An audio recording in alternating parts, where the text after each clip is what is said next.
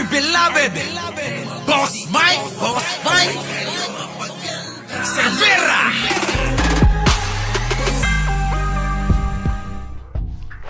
Hinamon ni House Majority Leader at Presidential son Sandro Marcos si Ako Bicol Party List Representative Zaldico na umuwi at harapin ang mga aligasyon ng katiwalian sa flood control projects. He should come home and face all allegations against him, ani Marcos, kasunod ng pagbibitiw ni dating House Speaker Martin Romualdez. Batay sa record ng Kamara, huling pumasok si Ko noong sona ni Pangulong Bongbong Marcos. Inamin naman ng kapartidong si Representative Alfredo Garbina na nasa Amerika ito at nagpapagamot umano. Si Ko ang inaakusahan na nagsingit ng bilyon-bilyong pondo sa flood control projects bilang dating appropriations chair. Ayon kay Marcos, it's too severe and it's dragging the House for months, kaya dapat umuwi agad si Ko. Posible daw itong masampahan ng kaso sa House Ethics Committee kung magpapatuloy ang pagtatakas nito, katulad ng sinapit noon ni ex-Representative Arnie Tevez. Samantala, umaasa si Marcos na mababawi ni bagong Speaker Faustino Bojidi III ang tiwala ng publiko sa Kongreso. Kasunod ng direktiba ni Pangulong Ferdinand Marcos Jr., malaki ang binawas sa panukalang budget ng Department of Public Works and Highways para sa 2026. Halos 30% ang kaltas matapos burahin ang pondo para sa flood control projects.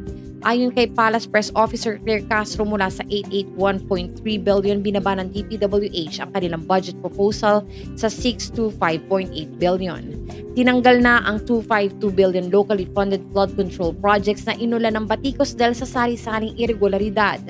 Imbes na flood control, hiningi ng DPWH na i-reallocate ang 252 billion sa mas direktibang pakikinabangan ng publiko kagaya ng agrikultura, edukasyon, healthcare, pabahay, social welfare, labor at information technology. Muli iginiit ng palasyo na seryosong administrasyon sa accountability laban sa mga sangkot sa anomalya. Sa ilalim ng Executive Order No. 94 na nilagdaan ni Marcos noong September 11, tinatag ang Independent Commission for Infrastructure para busisiin at kasuhan ang mga opisyal at pribadong individual na nagnakaw sa pondo ng flood control project sa loob ng huling 10 taon.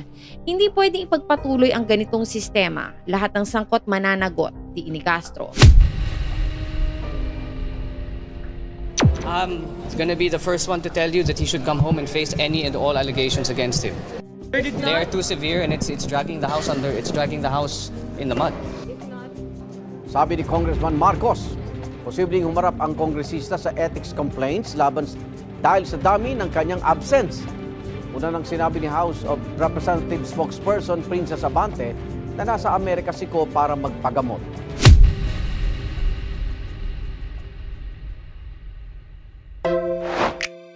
Sa ngalan po ni Boss Mike Cervera, ito po si Auntie Mama ng Rizal, also known as Anino TV, na nagsasabing mahalin po natin ang ating kapwa, ipagdasal po natin lagi ang ating bansa. Magandang umaga, magandang hapon at magandang gabi, saan man dako ng mundo naroon kayo, at syempre, magandang buhay na rin para sa ating lahat. Maraming salamat po. Our beloved Boss Mike Cervera.